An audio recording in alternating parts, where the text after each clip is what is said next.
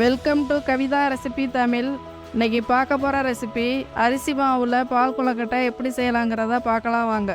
First இந்த recipe செய்ய இந்த கப்பில் ஒரு கப்பு பச்சரிசி மாவு எடுத்து வச்சுருக்கேன். வறுத்தாலும் சரி வறுக்கலைனாலும் சரி இந்த மாதிரி எடுத்துக்கோங்க. தேங்காய் அரைமுடி தேங்காய் அந்த மாதிரி துருவி எடுத்துக்கோங்க. ஒரு கப்பு பச்சரிசி மாவுக்கு அதே கப்பில் அரை கப்பு சர்க்கரை கரெக்டாக இருக்கும் அளவு. இப்போ இந்த தேங்காய் துருவலை நம்ம மிக்ஸி ஜாரில் அரைச்சி எடுத்துக்கலாம். அரைச்சிட்டு தேங்காய் பால் எடுத்து வச்சுக்குவோம். இந்த அரை கப்பு தேங்காய் துருவலை அரைச்சிட்டு தண்ணி கொதிக்க வச்ச தண்ணியில் அதை சேர்த்துக்குவோம். இந்த மாதிரி சேர்த்து கொஞ்சம் ஒரு 10 நிமிஷம் அப்படி நல்லா அதில் இருக்கட்டும், அப்புறமா வடிகட்டி எடுத்துக்கலாம்.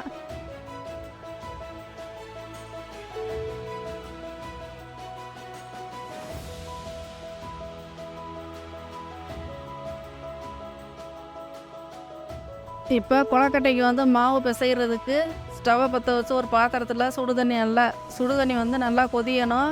அப்போ தான் நல்லாயிருக்கும். நல்லா கொதிய வச்சுக்கோங்க. அந்த மாதிரி இந்த பச்சரிசி மாவை இந்த பாத்திரத்தில் சேர்க்கறதுக்கு முன்னாடி ஒரு தேவைக்கு ஏற்ற மாதிரி உப்பு சேர்த்துக்கிறேன். இப்போ அந்த மாவை சேர்த்து இந்த சுடுதண்ணியை நல்லா கொதிக்கணும். இல்லைன்னா மாவு நம்ம உருட்டி பால் கொழுக்கட்டை செய்கிறப்ப கரைஞ்சிடும். அதனால் கொதிக்கிற தண்ணியில் தான் நல்லா இந்த மாதிரி மிக்ஸ் பண்ணிக்கோங்க. கொஞ்சம் கொஞ்சமாக சேர்த்து இந்த மாதிரி மிக்ஸ் பண்ணிக்கிறணும்.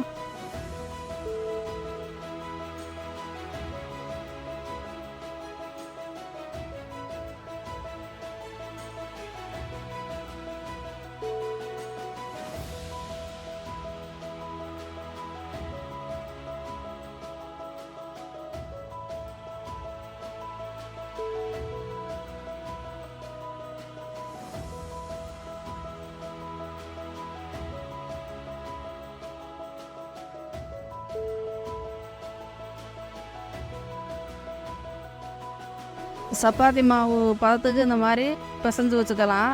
இப்போ ஸ்டவ்வை பற்ற வச்சு ஒரு பாத்திரம் எடுத்துக்கோங்க.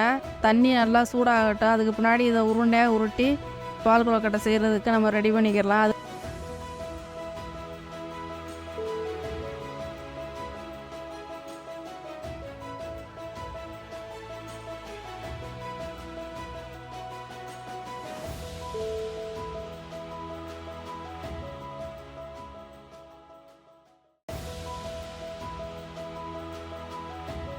அதுக்கு முன்னாடி இந்த தேங்காய் சுடுதண்ணியில் வச்சுருக்கோம்ல, அதை நல்லா இந்த மாதிரி வடிகட்டி எடுத்துக்கலாம். தேங்காய் பால் இந்த மாதிரி அதையும் நல்லா இந்த மாதிரி வடிகட்டி ஓரமாக இருக்கட்டும்.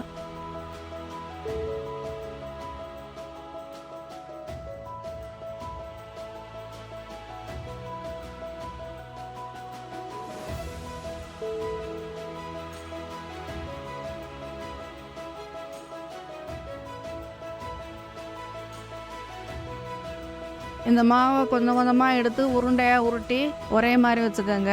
இப்போ இந்த பக்கம் சுடுதண்ணி இருக்குல்ல, இதில் தண்ணி நல்லா சூடாகிறப்ப இதை ஒன்றா இதில் சேர்த்துக்கிறணும். இல்லைன்னா அப்படியே கரைஞ்சிரும்.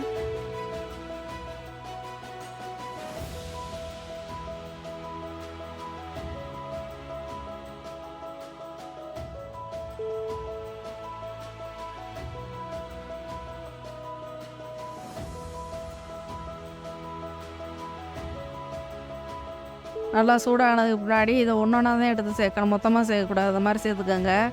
அப்படியே கீழே அப்படியே பிடிச்சிக்கிறோம். அடியில் அப்படியே பிடிச்சிக்கிறோம். அதனால் 1 நிமிஷம் 2 நிமிஷம் அப்படி இருக்கட்டும். அப்புறம் அந்த மாதிரி திருப்பி போடணும்.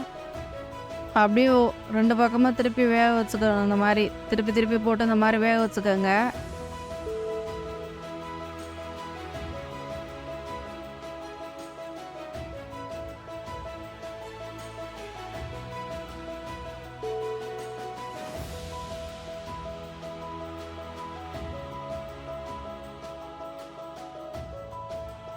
இப்போ திக்னஸ்க்காண்டி 1 ஸ்பூன் பச்சரிசி மாவை தண்ணியில் கரைச்சி இது கூட மிக்ஸ் பண்ணிக்கிறோன்னா.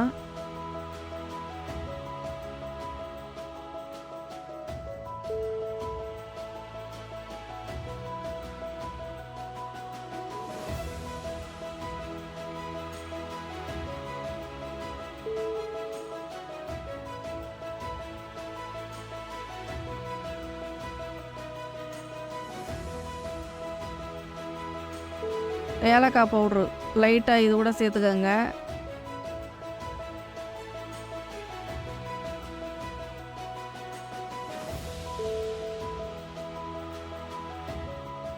இப்போ அரை கப்பு சர்க்கரையும் சேர்த்து இது கூட நல்லா இந்த மாதிரி கலந்துக்கணும்.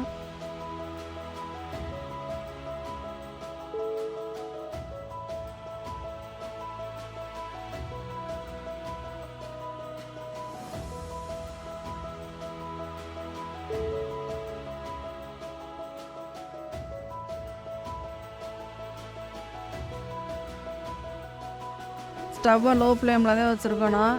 இப்போ தேங்காய் பால் எடுத்து வச்சுருக்கோம்ல, அதையும் கொஞ்சம் இது கூட சேர்த்து நல்லா அந்த மாதிரி மிக்ஸ் பண்ணிக்கோங்க.